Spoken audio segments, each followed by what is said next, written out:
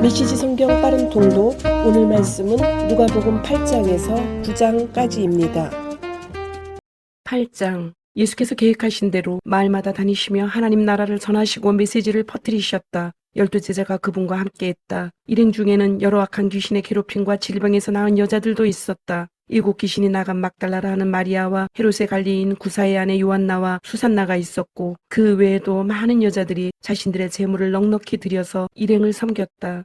씨 뿌리는 농부 이야기. 그들이 이 마을 저 마을을 다니는데 많은 사람들이 합류해서 함께 다녔다. 예수께서 그들에게 이 이야기로 말씀하셨다. 농부가 밖에 나가서 씨를 뿌렸다. 더러는 길 위에 떨어져서 발에 밟히고 새들이 먹어버렸다. 다른 씨는 자갈밭에 떨어져서 싹이 났으나 뿌리가 튼튼하지 못해 이내 시들어버렸다. 다른 씨는 잡초밭에 떨어져서 씨와 함께 잡초가 자라 싹을 짓눌러버렸다. 다른 씨는 비옥한 땅에 떨어져서 풍작을 이루었다. 너희는 듣고 있느냐? 정말로 듣고 있느냐? 제자들이 물었다. 왜 이 이야기를 말씀해 주셨습니까? 예수께서 말씀하셨다. 너희에게는 하나님 나라를 아는 깨달음이 주어졌다. 너희는 하나님 나라가 어떻게 되어가는지 안다. 다른 사람들에게는 이 이야기가 필요하다. 그러나 그들 가운데 일부는 이야기를 듣고도 깨닫지 못할 것이다. 그들은 눈을 떴으나 하나도 보지 못하고 귀가 열렸으나 하나도 듣지 못한다. 이 이야기는 그런 사람들 가운데 일부에 관한 것이다. 씨는 하나님의 말씀이다. 길 위에 떨어진 씨는 말씀을 듣지만 듣자마자 마귀가 그 말씀을 낚아채 가서 믿어 구원을 얻지 못하는 사람이다.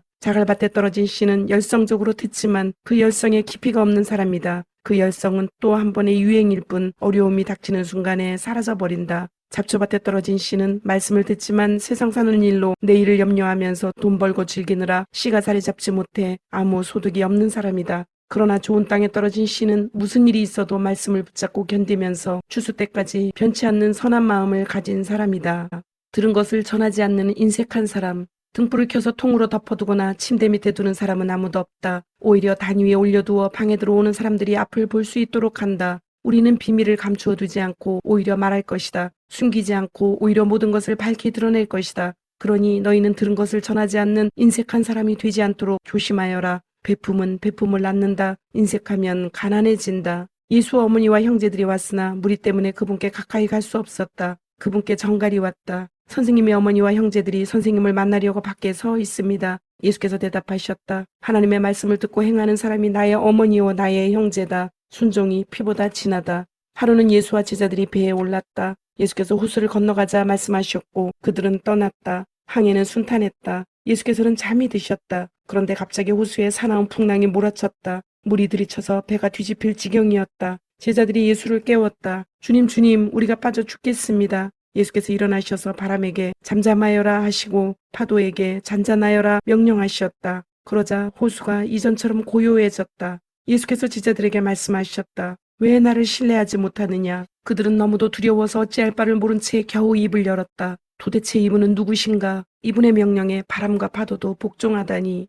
거라사에 귀신 들린 사람. 그들은 배를 타고 갈릴리 맞은편에 있는 거라사 사람들의 지방으로 갔다. 예수께서 무태 내리시자 그 동네 사람 하나가 그분과 마주쳤다. 그는 귀신들에게 피해를 당하며 살아왔는데 오랫동안 옷도 입지 않고 집을 떠나 묘지에서 살았다. 그가 예수를 보더니 소리를 지르고 그분 앞에 엎드려 고함쳤다. 무슨 일로 내게 간섭합니까? 지극히 높으신 하나님의 아들 예수여, 제발 나를 괴롭게 하지 마십시오.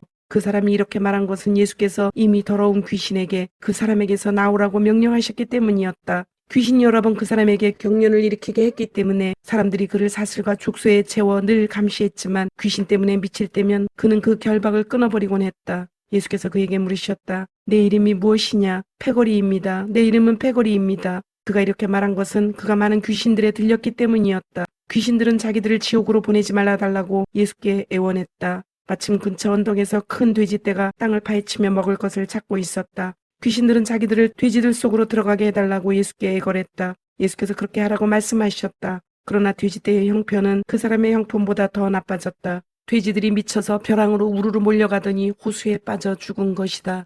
돼지를 치던 사람들이 혼비백산하여 도망쳐서 시내와 마을에 그 이야기를 전했다. 사람들이 어찌된 일인지 보려고 나왔다. 그들이 예수께 다가와서 보니 귀신 들렸던 사내가 단정한 옷차림과 멀쩡한 정신으로 예수의 발 앞에 앉아 있었다. 거룩한 순간이었다. 잠시지만 그들에게 호기심보다 경외심이 앞섰다. 그때 그 일을 처음부터 목격한 사람들이 귀신 들린 사람이 어떻게 구원받았는지 이야기해 주었다. 그 후에 거라사 지방에서 온 많은 사람들이 예수께 그곳을 떠나달라고 요청했다. 그들은 너무 엄청나고 갑작스러운 변화가 두려웠기 때문이다. 예수께서는 다시 배를 타고 떠나셨다. 귀신한테 놓인 사람이 자기도 함께 해달라고 간청했으나 예수께서는 그를 돌려보내며 말씀하셨다. 집으로 가서 하나님께서 네게 행하신 일을 전부 말하여라. 그는 돌아가서 예수께서 자기에게 행하신 모든 일을 온 동네에 전했다.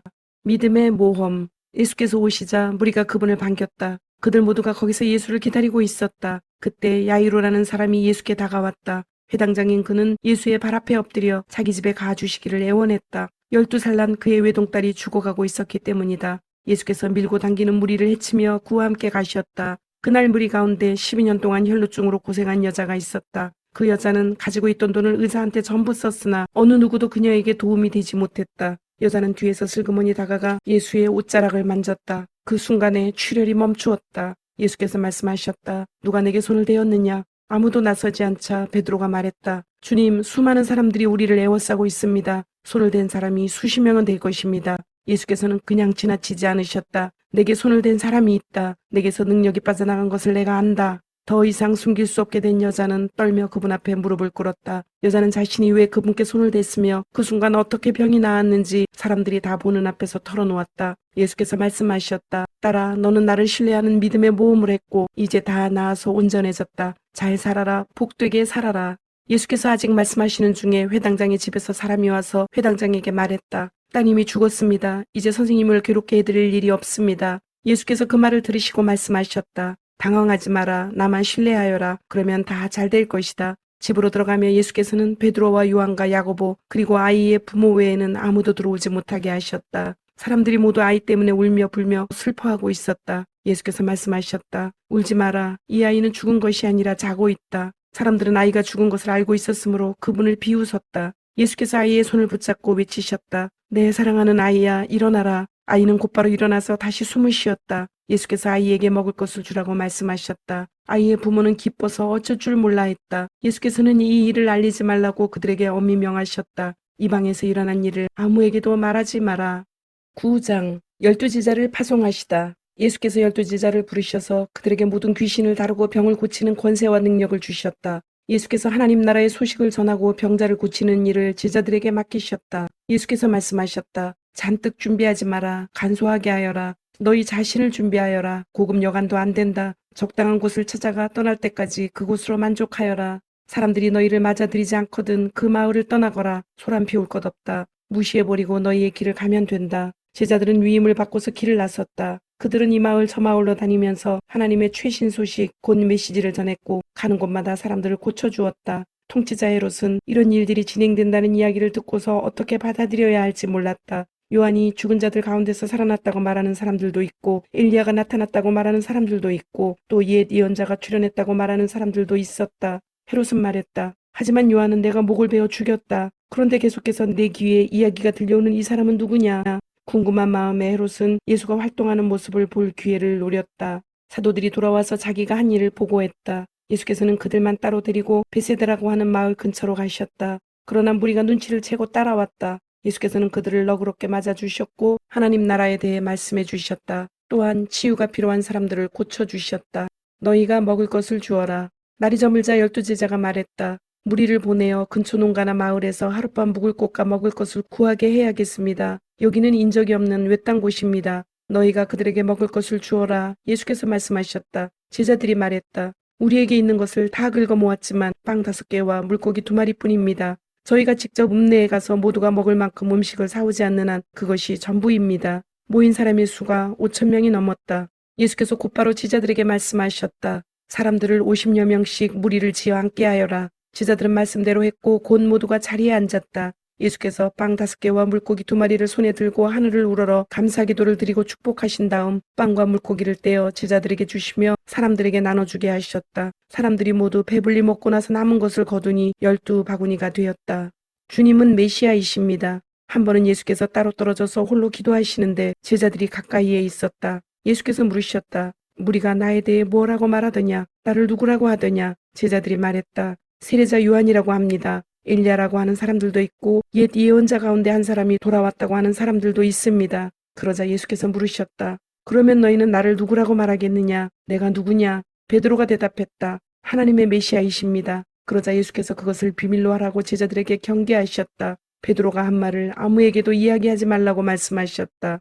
예수께서 계속해서 말씀하셨다. 이제부터 인자는 처참한 고난을 받고 종교 지도자와 대제사장과 종교학자들에게 재판에서 유죄를 선고받아 죽임을 당하고 사흘째 되는 날에 다시 살아나야 한다. 이어서 예수께서 그들에게 예상되는 일을 말씀해 주셨다. 누구든지 나와 함께 가려면 내가 가는 길을 따라야 한다. 결정은 내가 한다. 너희가 하는 것이 아니다. 고난을 피해 달아나지 말고 오히려 고난을 끌어안아라. 나를 따라오너라. 그러면 내가 방법을 일러주겠다. 자기 스스로 세우려는 노력에는 아무 희망이 없다. 자기를 희생하는 것이야말로 너희 자신 곧 너희의 참된 자아를 찾는 길이며 나의 길이다. 원하는 것을 다 얻고도 참된 자기 자신을 잃으면 무슨 유익이 있겠느냐. 너희 가운데 누구든지 나와 너희를 인도하는 내 방식을 부끄러워하면 인자도 모든 영광에 쌓여 아버지와 거룩한 천사들과 함께 올 때 그를 더 부끄럽게 여길 줄로 알아라. 이것은 믿을 수 없는 훗날의 이야기가 아니다. 잘 알아두어라. 여기 서 있는 사람들 가운데 그런 일이 일어나는 것을 볼 사람들도 있다. 그들은 자기 눈으로 하나님 나라를 볼 것이다.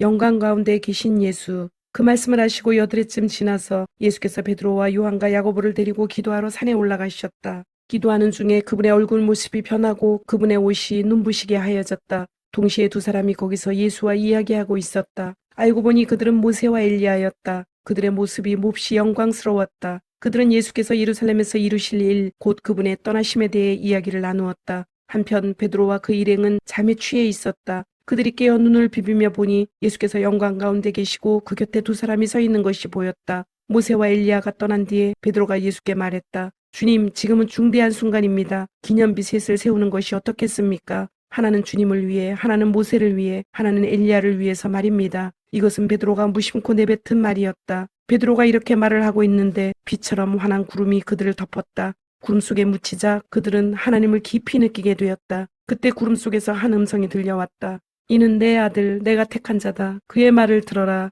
그 음성이 사라지자 그곳에 예수만 홀로 계셨다. 그들은 한동안 할 말을 잃은 채로 있었다. 그들은 자기들이 본 것을 그때에는 아무에게도 말하지 않았다.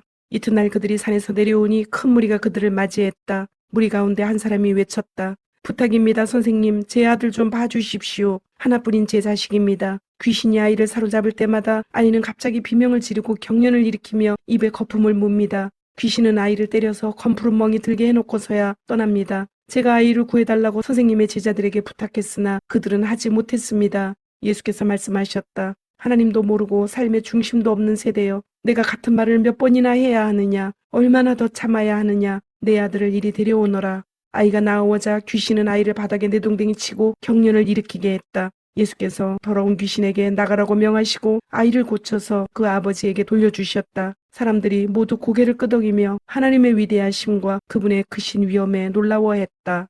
내 본분은 삶이지 죽음이 아니다. 사람들이 둘러서서 그분이 하시는 모든 일을 보고 감탄하고 있는데 예수께서 제자들에게 말씀하셨다. 이제 내가 하는 말 하나하나를 마음에 두고 곰곰이 되새겨 보아라. 인자는 사람들의 손에 넘어갈 것이다. 제자들은 예수께서 하시는 말씀을 알아듣지 못했다. 마치 예수께서 외국어로 말씀하셔서 그들이 전혀 감을 잡지 못하는 것 같았다. 당황한 그들은 그 말씀이 무슨 뜻인지 예수께 묻지도 못했다. 제자들은 그들 가운데 누가 가장 유명해질지 말다툼을 벌이기 시작했다. 예수께서 그것이 그들에게 아주 중요한 문제인 것을 아시고 어린아이 하나를 곁으로 데려와 말씀하셨다. 누구든지 이 아이를 나로 여기고 받아들이는 사람은 곧 나를 받아들이는 것이다. 또한 누구든지 나를 받아들이는 사람은 나를 보내신 분을 받아들이는 것이다. 이와 같이 내세울 때가 아니라 받아들일 때 큰 사람이 된다. 중요한 것은 눈에 보이는 크기가 아니라 너희의 영이다.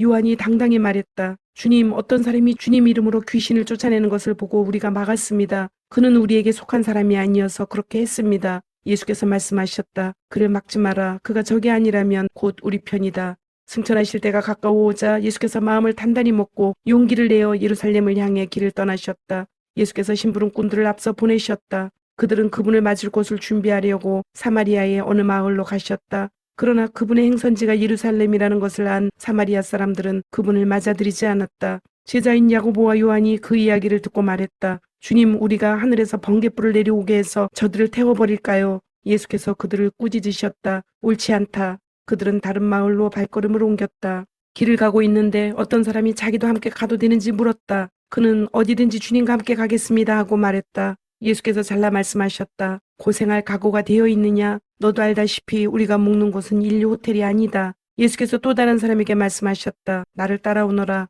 그가 말했다. 그렇게 하겠습니다. 하지만 며칠 말미를 주십시오. 아버지 장례 준비를 해야 합니다. 예수께서 거절하셨다. 중요한 일이 먼저다. 내 본분은 삶이지 죽음이 아니다. 삶은 긴박하다. 하나님 나라를 알려라. 그때 또 다른 사람이 말했다. 주님, 저는 주님을 따라갈 준비가 되었습니다. 하지만 먼저 집에 정리할 일이 있으니 허락해 주십시오.